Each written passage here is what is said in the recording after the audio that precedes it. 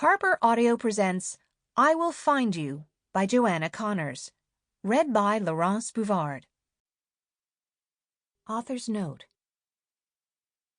It's no surprise that the term Rashomon effect comes from a movie about a rape and murder.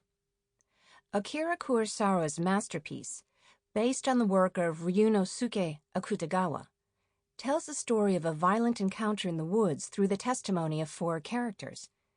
Each one recounts a different version of what happened, including the murdered samurai, who testifies through a medium. Rashomon effect has become shorthand for the way perspective can alter memory. Neuroscientific research suggests that memory is not solid. It is capricious and highly susceptible to outside influence, and changes with each retrieval from the brain. The addition of trauma makes memory the ultimate, unreliable narrator of our own past. I fact-checked my memories in this book with as much evidence as possible, including stacks of documents, dozens of recorded interviews, and my own journals. But I also relied on my memories. Others who experience this trauma may, like the woodcutter or the wife in Rashomon, have other perspectives and other stories to tell.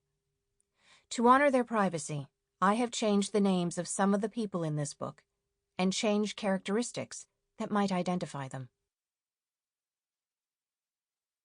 Not everything that is faced can be changed, but nothing can be changed until it is faced.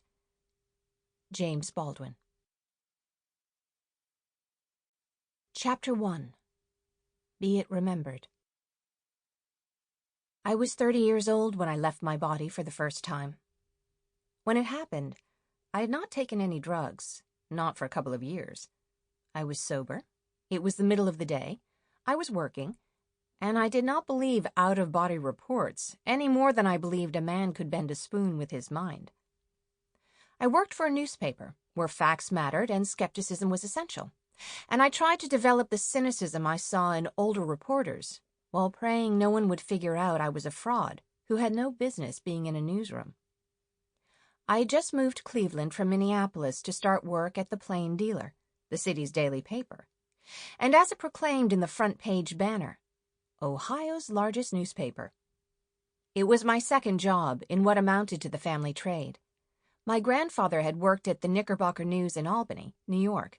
My father was a reporter and editor at the Miami Herald when I was a girl, and I had worked at the Minneapolis Star, now the Star Tribune, before going to Cleveland. I had resisted following in my father's wake until I was 19. I didn't want his career. By then, he was a magazine editor, and I was determined to separate myself from everything about my parents and their suburban lives. On visits home, I used the term bourgeois a lot. I was very young. The only reason I walked into my college newspaper to ask for a job was because my sister Nancy worked there and told me they paid 10 cents a column inch.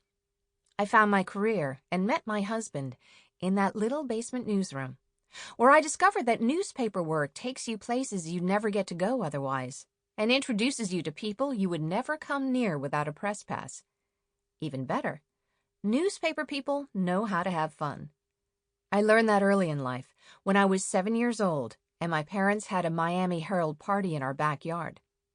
I stayed up late with my sister, peeking through the window, watching them drink and laugh and flirt, and, when it got very late, jump into the pool naked. My parents didn't get naked, which would be too disturbing to recall, but the party did end dramatically, with my mother stepping on a broken glass and having to go to the hospital for stitches in her foot. I remember one of the men saying, "I'll just pour some gin on it, Susie," and my mother shouting, "No!" and everybody laughing. This frightened and thrilled me in equal measure. Going to work in a newsroom used to be like going to a cocktail party every day, with all your clothes on, and without the booze or the blood. Usually.